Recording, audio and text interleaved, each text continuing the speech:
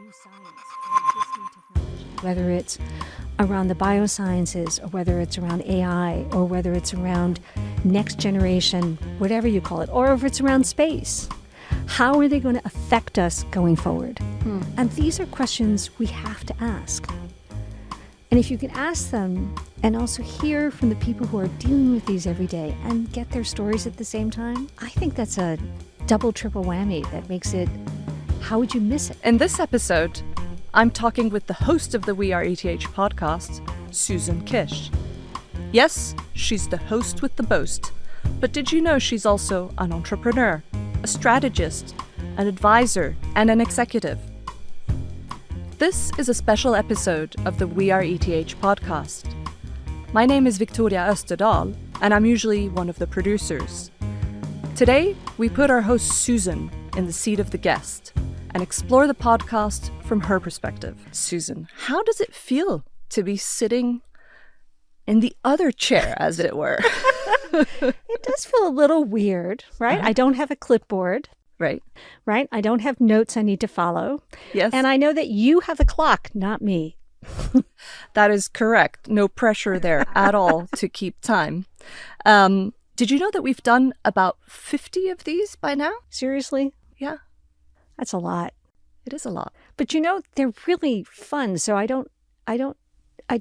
would not have noticed that. Yeah. It's not like 50, oh gosh, what a drag. It's like, Yeah. oh, that's cool. Yeah. We're going to talk a little bit about the diversity of the podcasts, but You may not quiz me. I have a few questions lined up for you.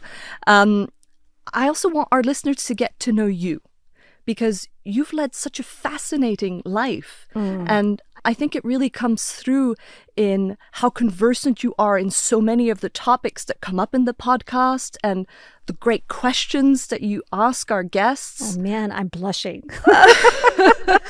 Tell us a little bit about your career, which I guess can best be described as non-linear. Oh, well, that's very kind. I think it really has three phases, right? Graduated from college and went right to work on Wall Street. I was a commercial and investment banker. I was at Chase and UBS, and I was a banker for about 20 years. And I loved being a banker, right? I really enjoyed it. I was trained there. It was a great career, and I was on the Global Credit Committee. I ran structured finance on a global basis for UBS. And that really was what brought me to Zurich. Right. Second phase, I'd probably say, was sort of as a entrepreneur. Started companies, sold companies, did IPOs, closed companies, the whole entrepreneurial journey. And I had been what's now called an intrapreneur at UBS. I'd started a series of businesses. Okay. So I was sort of prepared to be an entrepreneur, but it still is different. All right. And the third phase is, I think, would be best described as an executive consultant phase. And that's working with clients or working at clients on areas ranging from a lot of strategy work and also in this one niche that I seem to have developed, which is starting convenings and conferences around energy and the energy transition and climate. Right. And that's really where I spent the vast majority of my time these days. Yeah. And tell us a little bit, how does ETH fit into that story? Because it was when Talk you came... about nonlinear. Right? It was when you came to Switzerland and you were working with UBS and you were looking for bandwidth. No. What's the story? Fill me in. So I left the bank in 2000, just after UBS and SBG, Swiss Bank Corp, merged. I had been on maternity leave. I came back to a very different institution. Right. Stayed for another year and a half, and then I left and started the first thing I did, which was the E-Trade licensee in Switzerland. Okay. We raised what I thought was a vast amount of money, 20 million. But the day we were to close, the license holder and the licensee, that's E-Trade, the guy who held the license for E-Trade in Switzerland and E-Trade in California, got into litigation. So I went to my funders and I said, I can't close. But that journey to raise money had been really hard. Yeah. And I wasn't used to that as an investment banker, right? You knew who to call, you knew banks. So it became really clear that in this world of, that was Internet 1.0, that raising money was difficult because you couldn't, who do you call, right? Nobody really knew what a venture investor was. And there was this thing called First Tuesday, where people would meet on the first Tuesday of the month. And if you were about to stop. Yeah, correct me if I'm wrong. You actually started the first Tuesdays. Is that correct? I started the first Tuesday in Zurich. Aha, okay. So it came out of London. Right. And a friend told me about it, Yeah. classmate. And he said, you should come. And I thought, sure, I'll fly to London and go to one of these. And it was great. I bumped into investors who I had known peripherally. It was a really buzzy place. You got a text message that said, we're going to be meeting here. It was all very, edgy. I like it. And so I came back to Zurich and I said, I want to do it here. And we had McKinsey, the Swiss Stock Exchange, and I forget the third partner. Oh, Apex, a big PE firm. And they underwrote it. And we started it here. And it just exploded. All of a sudden, I'd get 1,000 people with like one email. It was great. Yeah. And of course, because it was around technology, the ETH was engaged. And so I started to meet with people. We did an early event there, sort of a Shark Tank event. I remember doing it in the auditorium there. And just started to connect with the ETH. The ETH wasn't really that supportive of spin-outs at that time or technology transfer or the whole thing. Yeah. But I remember McKinsey was just starting to do a competition on campus that's now very well established. There were a lot of ties. So when in 2010 we moved back to the US, I stayed in touch, right? Part of it was I was at Bloomberg at the time. And I was pushing Bloomberg to go, you should recruit at this place. It's called ETH. And they sort of were, but I, helped foster that connection. ET what? Exactly. Really? I've never heard of that one. Yeah. Are you sure it's not MIT? And I just stayed in contact because part of it was I lived in Switzerland for 15 years. Yeah. And I had developed a real appreciation of some of the great institutions, some of the strengths and weaknesses, obviously, of a place. And ETH, I just found it frustrating that nobody knew who the heck they were. So I was very delighted to help them when they did a few events in the US, and that developed into something broader. Yeah.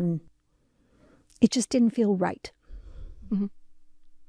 And do you remember when we approached you specifically for the We Are ETH podcast? I mean, that was, you'd done a few events for us as a moderator, as a facilitator. I worked with you on some of them. I mean, for me, it was, and you had some podcast experience as well. So for me, it was such a no-brainer that you would be the perfect fit for the We Are ETH podcast as our host. But do you recall those? I totally recall. Yeah. Because it was a summer day and I had gone with my son and his girlfriend to the beach on Cape Cod for the day. But we had a call at like 4:30 your time, which would have been 10:30 in Cape Cod. And I was thinking, oh man, I am so cool, right? I'm just going to be having this call from the beach and, back there. And then all of a sudden there's like no reception on the beach. Oh no. And it's 5 minutes before the call. So I'm dashing down the beach, up all the stairs, because there are these huge dunes in Cape Cod, and then dash out to the parking lot. And it's a really hot day. And there's one tree in the parking lot. Yeah. So I dash over to that one tree, which provides a teeny amount of stage. And I look at my phone and go, phew, because it was a bandwidth. And then I remember we talking about it and thinking that would be really fun. It's something I can do. I thoroughly enjoy these conversations. I like the areas. And, maybe through those stories, we can help get that recognition of a great institution, because an institution is just an institution. It's the people that make it pop. And if we can tell the story of the people and people hear it, I think that's going to make a difference. Great. That's a great story. And I think it's our privilege to hear so many great stories through the We Are ETH podcast with everybody that we speak to. I want to talk a little bit about the podcast, if I may. Please. What is it about it that you love? Well, I love this is probably an overused phrase, but I really like the diversity of people and experience and areas they're involved in. Mm. And as an individual, every time I do, I prep for one of these podcasts, it forces me to learn something. And I am, as you know, when I go down these rabbit holes, I'm seriously curious about these topics. Yeah. Whether it's about how you put a magnet into the veins and it follows you so you can do better surgery, or whether it's about sort of the next generation of challenges around women's health and getting the data together, or whether it's about a guy whose career was really on the corporate side and then he said, I'm going to do something different, So I think that's one big thing, is it allows me to, for lack of a better term, indulge in that curiosity. And the second thing is, what I invariably find is, not probably at the beginning of the conversation, but as the conversation goes on, you get these amazing stories. Like the woman, I think it's Maya Bent, who does the cybersecurity, talking about, baking cookies effectively for her friends so they would go out with her to the forest to do the research. I remember, Right? She is one tough lady, right? She's the chairman of the Cybersecurity Commission for the entire country of Switzerland. And it just was this great anecdote. And it helps humanize, makes us real. Yeah. And everybody has a story like that. Yeah. And so I think that's the second thing, is helping or allowing those stories to emerge. And I love that. Yeah. It really is a wonderful thing. And you use the expression rabbit holes. We talk a lot about rabbit holes with Susan. I mean, as much as I love a good rabbit hole, we sometimes have to stop you when you're going a little bit too far. But do you have any favorite rabbit holes that come to mind? I mean, maybe that's a bit unfair asking you to choose one of your favorite children, but yeah, it's totally unfair. Totally maybe unfair. Maybe a couple that stand out. I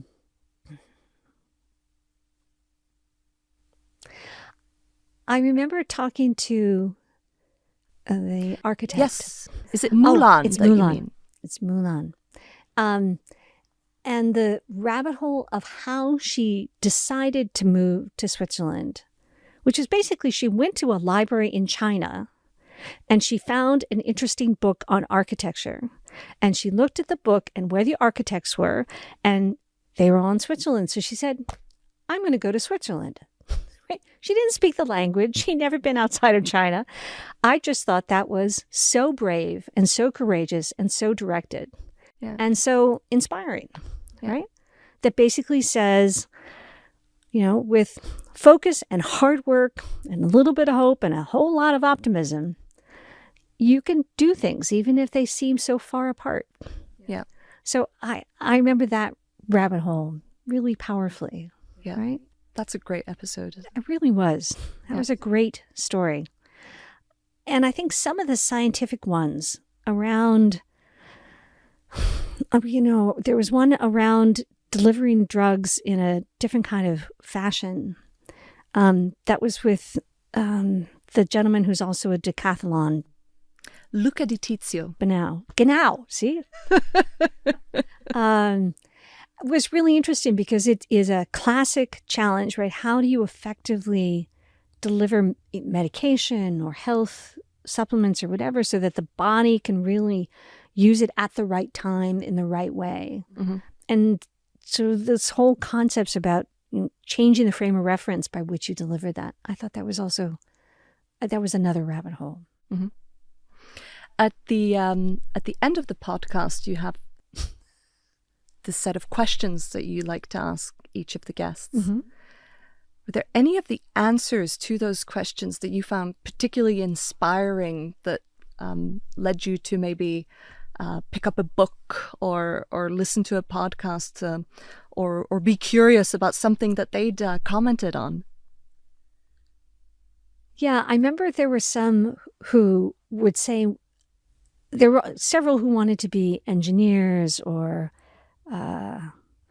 fighter pilots or race car drivers, or, things that they're not a stereotype, but they're sort of classic. Right. In response to the question, what would you have wanted to be When you were when you were little? What did you want to be when you grew up? Exactly. Right. Got it. I remember the ones that they wanted to be a chef, right? I just remember thinking that was, wow, how did you figure that out when you were that young? And in terms of books, yes, I have. There was, most of the folks, I think they feel that they have to be very serious. So the descriptions, the books they recommend are nonfiction or biographies or histories, right? Or something very scientific, or they just read the classics, right? Which I'm very impressed. I don't just read the classics, I read other things. But there have been some who had, there's one who had a bunch of science fiction novels. Mm-hmm. And I wrote them all. Joe Paradiso, no? Yes, exactly. Yes. And some of those were great. Mm-hmm. The good news was I had actually read a bunch of them, but there were other ones that I hadn't. Yeah. So I popped out, wrote them down on my Goodreads list, and I think I've read one or two of them. Yeah. Everybody loves a good behind-the-scenes story. I haven't asked you about this, but something you want to share with us come to mind when... Are you talking about the construction that went on in my house, or the time the dog decided to bark? Well, let's put it this way. You've done some recordings in some quirky places. And that's not always apparent because we haven't been filming these all the time. So can you share? So when we started the podcast, we did the first few recordings in the bowels of the main ETH building. Right? And I mean, seriously, like the bowels, right? I had no idea these rooms existed. They looked like they were built for the atomic war, right? And the room itself had walls that I swear were this thick, right? They just were, it was not a warm and pleasant fuzzy. This was not fuzzy, not warm, not fuzzy, not comfortable. You mean not like the beautiful studio that we're in now? No, LA Media has done a lovely job here. And they were very reluctant, those original engineers, to do this concept of remote webcasting or radio recording podcasting, right? It was like, you'd have to physically be here. And I live in Boston, and we were trying to get guests from around the world. Right. So you needed to make a leap of faith that you could actually record remote podcasts, right? But once we did, and once we had the equipment, it opened up both for guests and for me to travel. And the reality is I have traveled during podcasts. So I have done them in hotel rooms where I stacked like 6 boxes of, put them on the upside, flipped over ice bucket, right, to get over. Or, raided a kitchen at a friend's house and put 4 pans on top of each other to get the right angle. And that, I think that's a wonderful sort of analogy, right, for what we're trying to do. The stories come through. You don't have to physically be in the same place. I'm thrilled that we're here. Mm-hmm. But the concept of telling the stories and the concept of collapsing distance is different than it was even 10 years ago. Yeah. And I think that's a lovely thing. Yeah. Is that what you meant by behind the scenes? Yes. Oh, and there was a time I was at my father-in-law's apartment, right? And I did it on the top of a grand piano, right? No way. Yeah, there was a grand piano, and I sort of closed it, and then I put a bunch of books, and yeah. Oh, do we have a picture of that one? I think we do, someplace. Oh, you must send it to me. We'll get it out to you. Who's the dream guest? What makes a great podcast? Well, I'm not going to say a person, because that's not right. But if I'm thinking, we work really hard to get you the best guests. And you do. And there's so many amazing people coming out of ETH, connected with ETH, that actually it's not a problem that we have finding wonderful guests for you. We've already done 50, and it feels like we've just started. Right? But is there a secret sauce to doing a good podcast, and how much is it about the person who you're talking to? So I think a great guest is somebody who's had a journey. Mm-hmm. The J word. The J word. Ooh, I like that. Meaning they've been open and have probably done a few things over their lives. They're probably resilient. They've probably taken some turns they didn't anticipate. Mm-hmm. And through it all, they're still curious. They're still trying. They're still learning. They still have stuff they want to do. And they are sufficiently comfortable in themselves that they're comfortable to talk about themselves as much as what they do. Right. There's this great anecdote, I don't know if it still is true, in the US, where they'd say, if you lived in New York, your first question was, what do you do? Okay. And if you lived in LA, your first question was, what car do you drive? Right?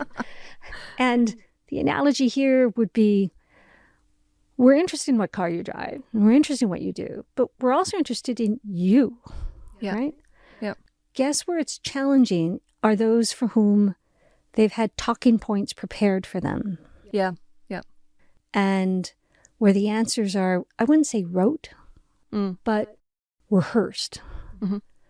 Because it's very difficult to have an authentic conversation in that case. You were very careful not to tell me what we were going to ask, right? But I knew that you were going to ask me things I didn't anticipate. Yeah. And that level of spontaneity forces a more authentic, deep conversation. Yes. Does that make sense? It does absolutely make sense. And what we are trying to do, of course, through these authentic, deep conversations is illustrate the great things that people have done based on their ETH experience. How do you think we can help tell the story of ETH and make the ETH acronym have the same reach as the MIT one? It's a big ask, isn't it? It's a big ask. And I don't think that's probably a bad analogy that I brought up earlier between those two institutions, because they're really different. And they have different resources. You know both of them very well, don't you? Yes, I do. I was a fellow at the MIT Media Lab, still am. I have a lot of friends who are professors there. I have students who I've known through the years there. It's a great campus, fabulous institution. Similar roots, right? Started right at sort of second half of the MIT was started closely after the Civil War. ETH was started about the same time when all of a sudden you guys were building railroads around the country and industrializing. And tunnels through mountains. You needed a lot of engineers really fast, and industrialists, which was this new concept, right? How you apply science. How do you translate that into the world? Getting back to your question, I think the stories of ETH are going to be around the foundation of what the institution is, which is those basic questions of research and science. The folks who I've talked to, when they talk about their time at ETH, they tend to talk about three things. One is nobody ever in all 50 has said their time at ETH was easy. Like no one has ever said that. That's right. Right? Yeah. They'll use words like it built me, or it made me resilient, or sometimes they'll even say it was tough, right? But nobody says it was easy. What they also say is it gave them a foundation, or they'll say it gave me a framework, or they gave me a sort of a way to approach a problem or to understand an issue, right? And many of them will also say it forced them to look outside of their predetermined discipline, right? So if they were looking to be a chemist, it forced them to work with physicists because they were trying to think through, how do I build a three-dimensional wall that's in fabric and you can compose it, but then you build it back up and then and then you ship it off to Mexico or wherever it was that she was doing that display, right? Yes. And I think that thinking beyond having a really solid box and then carefully thinking beyond it and being open to thinking beyond it, that seemed to be a second theme that people would bring up. If we could sum it up in a few words, Oish. why should people listen to the We Are ETH podcast? Oh, because everybody loves a great story. Everybody loves a great story. And these are great stories, right? And these are great stories that are anchored in the challenges that the world is going to face. They anchored around biodiversity and, our concerns that we're coming up to the next, what do you call it, when the next great event that will reduce the number of species and force the world into a real challenge around that. We are forced into issues of philosophy around equality and diversity, right? We're forced into questions about how will this new science or this new technology, whether it's around the biosciences or whether it's around AI or whether it's around next generation, whatever you call it, or if it's around space, how are they going to affect us going forward? And these are questions we have to ask. And if you can ask them and also hear from the people who are dealing with these every day and get their stories at the same time, I think that's a double, triple whammy that makes it, how would you miss it? Yeah. Excellent answer to a very important question. I feel like we should be playing that at the end after we've requested people to follow us and subscribe and like our podcast. Well, you could also say it really crisply, which I did not do, which is, if you're curious about yourself, about your future, and about the world, then you got to listen. I like it. Crisp and clear. Susan, it's the festive season. I see. Holidays are here. We're going to release this episode around Christmas time. And you and I share a Nordic connection, don't we? That relates to this time of year. We do, because every year, when I was a little girl, my mother's mother was Swedish. And they always had a party on Little Christmas Eve. And it was a julbord, a smorgasbord, a Christmas smorgasbord. And so when we moved back to the U.S. 10 years ago, we started to do a Little Christmas Eve party. And my husband was like, what is this Little Christmas Eve? We go through Sweden. They're going like, there is no Little Christmas. What are you talking about? And so last year I sent the invitation out and he said, don't call it Little Christmas Eve anymore. Okay. Because nobody's telling you it actually exists. Just call it a Christmas smorgasbord. So I went, all right, Mom, it's okay. I'm still serving lots of herring in every imaginable way and oodles of salmon, like every way I can imagine. It'll be great. And a bazillion cookies. Right? And then my husband comes home one day and he says, I talked to this guy. He's a professor at Harvard. And he said in Norway, they have a tradition of Little Christmas Eve or Eve. You see? And I went, okay, this year we're calling it Little Christmas Eve again. Christmas Eve. We talked a little bit about the books that some of our guests mentioned. What books should Santa be putting in our stockings this year, do you think? Oh, really good question. There are some really beautiful books about data visualization and graphics that come out. And I'm always looking for them because we have oodles of data and we have lots of insight. And I understand all the challenges for it. But it often takes putting them into a graph or an image or a layout for me to figure out what that means or what I should do as a result of that. So new books around that. Right, there are a couple of guys who I know are publishing new ones. I do a lot of work on climate and the energy transition. Yes, a lot of time on that. So I'm always on the lookout for authors who are thinking and writing thoughtfully about that. And one of the big challenges for that is we have a lot of technologies at the early stage, but getting them to scale to actually global impact traditionally, I majored in history and science at college. And they tell you it's anywhere from 20 to 40 years from a lab to scale, and often longer. Yeah. I'm not sure we have that much time. So I'm fascinated by the question of how do you compress that time? How do you get to scale faster? How do you get to global impact faster? Yeah. So I'd love books around that. Yeah. And the third topic is probably there's a new novel by Brandon Sanderson, who writes these great fantasy science fiction novels. And he's finally coming out with his new book. And my kids have already said, Mom, it's published December 4th. So I am sure I will get a request to get the audiobook and a couple copies of the hard copy. Right. So those would probably be my 3 on my list. Excellent recommendations. I hope everybody's been taking notes. That's our Christmas shopping sorted. Susan, this really was a great conversation. Thank you so much. Victoria, I love talking to you. Always will. So thank you for inviting me. You're more than welcome. I'm Victoria Österdahl, and this is the We Are ETH series, telling the story of the alumni and friends of ETH, the Swiss Federal Institute of Technology in Zurich. ETH regularly ranks amongst the top 10 universities in the world, with cutting-edge research, science, and people. The people who were there, the people who are there, and the people who will be there.